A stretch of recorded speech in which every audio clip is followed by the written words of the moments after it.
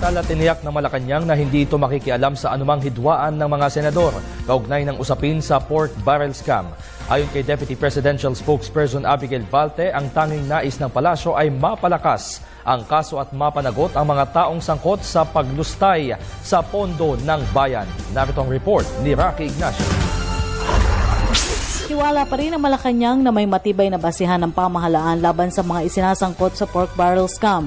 Ipinahayag ito ni Deputy Presidential Spokesperson Abigail Valte sa report na hindi umano magkatugma ang testimonya ng whistleblower na si Ben Hurluy sa naging pahayag ni dating TRC Head Dennis Cunanan sa naging pagdinig sa Senado.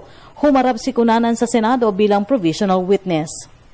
Hindi lang doon sa testimonya tayo umaasa, pati doon sa evidence. Kasi makikita mo naman yan na in-endorse, sumulat sa ganitong ahensya, etc. The document trail has been properly laid out. Magkagayunman ang ombudsman pa rin, anya ang may pinal na pagtukoy sa basihan ng pagsasangkot sa kaso. It's possible in any case that witness A will be testifying to another aspect of the case while witness B will be testifying on another completely different aspect of the same case.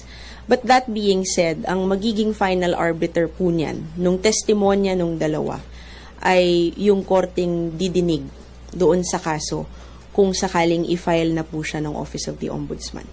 Samantala, wala rin nakikitang epekto ang palasyo sa umano'y tila nagiging personalan ng pangyayari sa pagitan ng mga mambabata sa pagdinig sa naturang kaso. Ayon sa palasyo, ang ebidensya pa rin anya ang magdadala sa katotohanan. Iba ho yun. Yung kaso ho kasi ang Department of Justice ang humahawak. So whatever happens on the Senate floor is actually the business of our legislators. Ang concern po ng executive branch ay siguraduhing malakas yung mga kasong fina-file po ng Department of Justice.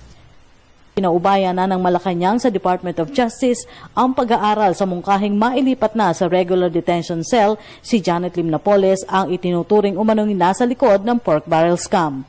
Para sa Telebisyon ng Bayan, Rocky Ignacio.